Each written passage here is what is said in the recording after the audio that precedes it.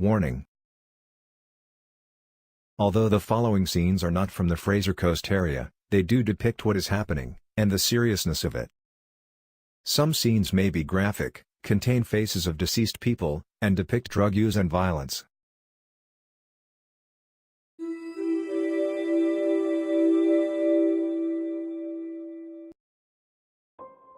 The question has to be asked. What is the value of our future? What is the value of our environment? And what is the value of our families and their future? With the cost of living rising, food resources are becoming scarce because of land competition between livestock and human food production. ID Community, a demographic resource internet site, reports unemployment in the Fraser Coast has also risen up, from 10.1% in 2017 to 10.7% in 2018, which is nearly twice as high as the national Australian average. That is over 4,000 people in the Fraser Coast who are experiencing a diminished sense of self-worth and lowering self-esteem. It also reports that the jobs-to-residents ratio for the Fraser Coast Regional Council in 2016-17 was 0.94, meaning that there were less jobs than resident workers. Combined with high cost of living, a growing percentage of them are slipping into drug and alcohol abuse to mask their suffering and/or anger. This then escalates into abuse and violence, forcing partners, children, and families to either suffer in silence or leave, and become homeless. What makes matters worse is Hervey Bay, and in extension the Fraser Coast, is not only known for its high unemployment rate, but has been called a drug-infested cesspool by Ipswich Magistrate Deborah Vasta. In a lot of cases, people are sliding into a blinding depression, which leads them into suicide.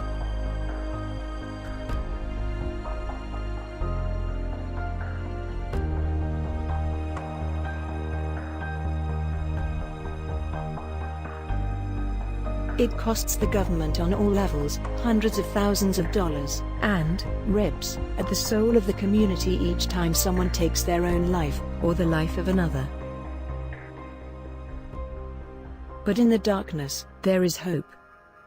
A way for all people, no matter their situation, to get out of poverty and/or hardship, to being valued and productive members of society and break the cancerous cycle, and be a better example for our future generations. Introducing Enviropath Industries, the center of a new industry called Modulated Economic and Resource Buffer Industry. This new industry is a temp mutantus design that will serve as a foundation for future sustainability and a healthy environmental practices that can not only be used in the Fraser Coast, but implemented all over the world, bringing in more income and opportunities into our region. It does this by first assessing the person and their situation while they are in the introductory stage, and then train them for the UNP of that area. While doing so, the person or the community will be provided with what is needed to get them to an acceptable quality living standard, or AQLS. The UNP provides and ensures equal opportunities for people and communities to gain a higher quality of life through coaching, support and creation of sustainable environmentally friendly employment and businesses. From that, we look at what new resources are in that area, and how they can be used to improve new and existing EI areas, and provide opportunities for new businesses and employment. Then the resources are consolidated and kept in rotational reserves to be used for times of hardship or the establishment of new EI areas. Companies and corporations can have different modules retrofitted to their existing premises or structures or operations for the convenience of their employees to gain access to opportunities that benefit the company or corporation, Enviropath Industries, and most importantly, the hosting communities and the environment.